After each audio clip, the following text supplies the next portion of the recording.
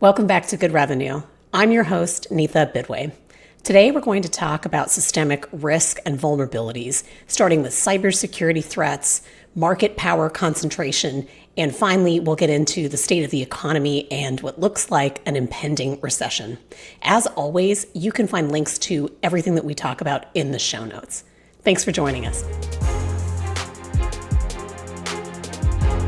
First up, JP Morgan issued a bombshell open letter to its vendors and suppliers. Here's a quote.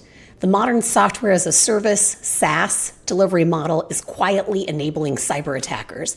And as its adoption grows, it is creating a substantial vulnerability that is weakening the global economic system. It's a really powerful charge, and in this letter, the bank goes on to say that it believes vendors have to prioritize security above rushing features. It also notes that security architecture needs to be modernized and that what had worked in the past is no longer sufficient. In fact, the bank says, the problem is getting worse, not better. One of the sources cited in this letter refers to a March 2025 blog post from Microsoft. In this blog post, Microsoft talks about an organization called Typhoon, and they note that one of the huge challenges that they face is that organizations like this one are exploiting both IT supply chains and AI systems.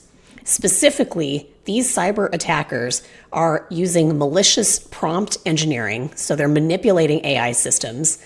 They're also relying on LLMs themselves, and they're using your run-of-the-mill fraud and social engineering, a perfect storm of tactics on the part of cyber attackers, and an interesting set of concerns across both a huge customer and one of the largest tech firms in the world.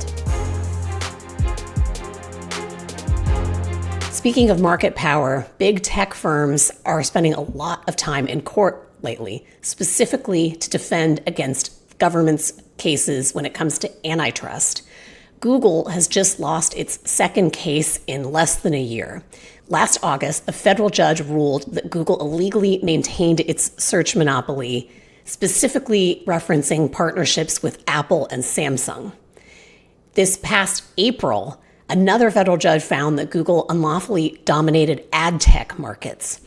DOJ is seeking the divestiture of Chrome, that's Google's web browser, and they're also seeking to spin off parts of the ad tech business as well as parts of Android. Meanwhile, just down the road, Meta, aka Facebook, is also in court as the FTC brings a case against it for antitrust abuses. The FTC is using Mark Zuckerberg's own words to advocate for its position, and that is that he chose to buy Instagram rather than competing against it in the market, which would be anti-competitive. In this case, the FTC is seeking to force Meta to divest both Instagram and WhatsApp. This is the most significant antitrust enforcement action in decades, and it might remind you of the 1998 case against Microsoft. It also has some hallmarks of one of the biggest antitrust cases out there, which was in 1984 when AT&T was forced to divest some of its businesses. Whatever happens, this is sure to be front page news in the business community. Next up, this is a familiar topic these days because it really seems like all we do around here is talk about the economy and the recession. And here is a lot of data to back up that theory of the case. First, one bright spot, and then it's going to go downhill from here. The bright spot is that California this week announced that it is, according to the IMF, the fourth largest economy in the world. Its growth of 6% is actually faster than the next three competitors, and that would be the United States, China, and Germany.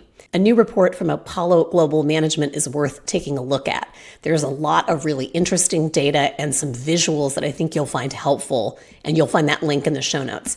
Here are some of the headlines. First of all, it's the sharpest earnings decline since 2020.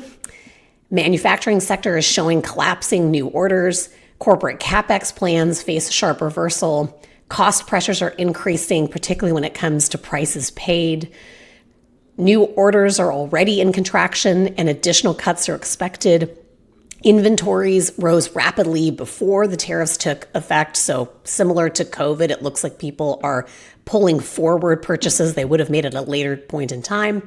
And another stat that you may have seen in some other news sources this week, container ships coming from China have virtually ground to a halt. So US-China trade is looking really, really bleak. On the consumer side, consumer sentiment has dropped across all income categories. There are record numbers of people who believe business conditions are worsening. And finally, credit card minimum payments and delinquencies are already rising. In addition to Apollo, it's worth taking a look at Wharton's budget projections. Here are some of the findings. First of all, they expect that GDP will decline by 6% long term due to the tariffs. They also think that wages will drop 5%. In addition to that, middle income earners are expected to lose $22,000 in lifetime earnings, and the tariff effect is estimated to be double the impact of raising the corporate tax rate from 21 to 36%. Worst of all, the entities that'll be the hardest hit under this tariff regime are small businesses, which are a real engine of our economy. Speaking of the tariffs themselves, here are some insights from Peter Harrell, and I recommend following him on LinkedIn. He talks about the 232 tariffs. You may remember that we spoke about these in a prior episode. And in a nutshell, 232 lets the Commerce Department investigate imports that harm national security. It's an established proceeding, and it's different in the law from the IEEPA tariffs that both of our trade guests discussed. And I would recommend taking a look at both of those episodes if you want a deeper understanding on how that process works. In 232 tariffs, the options include the recommendations around additional tariffs, investments, less regulation, stockpiles, and other non-tariff barriers. So Peter is tracking all of this, and he noted that since 1962 until 2017, there were 16 investigations in total. The Biden administration had just one, and the new administration has had 13. 6 of these are ongoing, and they are copper, timber, semiconductors, pharmaceuticals, trucks, and minerals. He's expecting non-tariff actions as a result of this, but he also thinks it's possible we may end up with a minimum 25% tariff on things like steel imports. That would undoubtedly have a huge effect downstream in the economy. Here's the last set of data for you. Labor market shifts are being reported according to Statista based on data from ADP. Here's what they found. The job switching premium that existed in 2022 was 8.4%, and today it has collapsed to just 1.9%. So what that means is that switching to a new job is basically negligible in terms of the pay increase you could expect to receive. All of this together means that the experts are telling us that we are heading for stagflation and that there will be slowing growth as we see higher prices. So it's going to be a really tough summer, and most of the estimates I've seen are that this recession will hit as early as June. Tourism is the canary in the economic coal mine. Macroeconomic stressors can be seen in the tourism sector, which is a harbinger of the economy. Specifically, ITA reports that non-citizen arrivals are down 11% year over year. So that's from March 2024 to March 2025. Specifically, European arrivals are down 17.2% compared with 2019, and Asian arrivals are down more than 33% compared to the same period of time. On the other hand, American departures are up. Americans are traveling 17.2% more to Europe and 15.1% more to Asia. The economic impact of this is tremendous. $254 billion was spent by international travelers last year. Goldman estimates that this travel decline is going to cost us $90 billion. And Bloomberg Intelligence says that $20 billion is expected to be lost in terms of retail sales. All of this together is not a pretty picture. With all of this said, you can see how we are really facing a number of systemic challenges. And as I mentioned at the top, it's everywhere from cybersecurity and national security to market power concentration, and finally into the economy, seen across all sectors.